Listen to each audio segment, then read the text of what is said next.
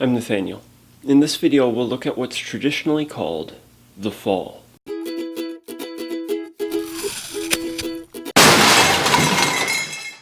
Do you go around naming trees?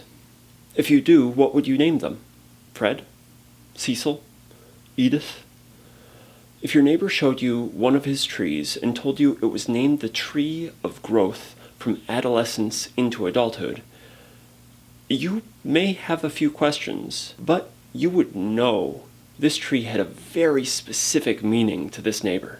In the same way, the tree in the Garden of Eden has a very specific name, and it's not sin.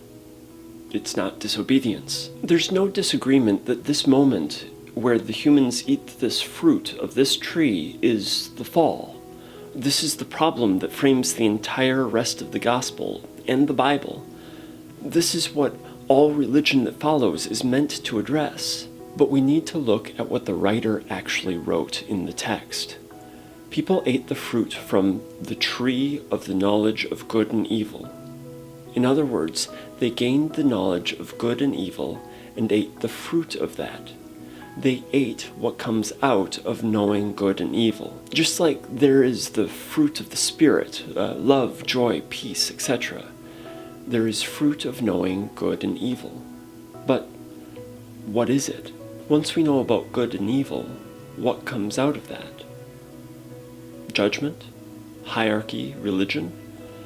Once we know about good and evil, we start setting up rankings as to what and who are more good or evil. Who's in, who's out, who's above, who's below.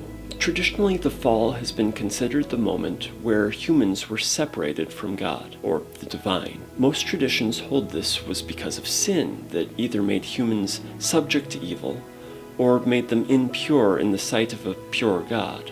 However, in the actual story, no devil character snatches them away, nor does the God character reject them.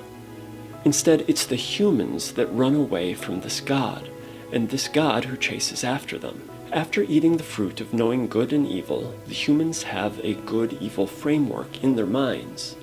They see God as more good and themselves as more evil. They feel the need to start covering up. They feel the need to start making sacrifices. The rest of the gospel, the Bible, and religious practice, then, isn't to win within the good-evil framework or fruit. Rather, it's to work through this knowledge, to transcend it to something beyond the curse. And when we look at it that way, the stories of the Bible, religious practice, and life get a bit more interesting. For the rest of this overview, or at least as far as I've got so far, be sure to check out the playlist on YouTube. If you're on YouTube, it should be right over here somewhere. If you'd like to follow along with more videos, I'd suggest subscribing on YouTube, or you can sign up for emails on my website at nathanielnorton.com. Thanks for watching, and cheers.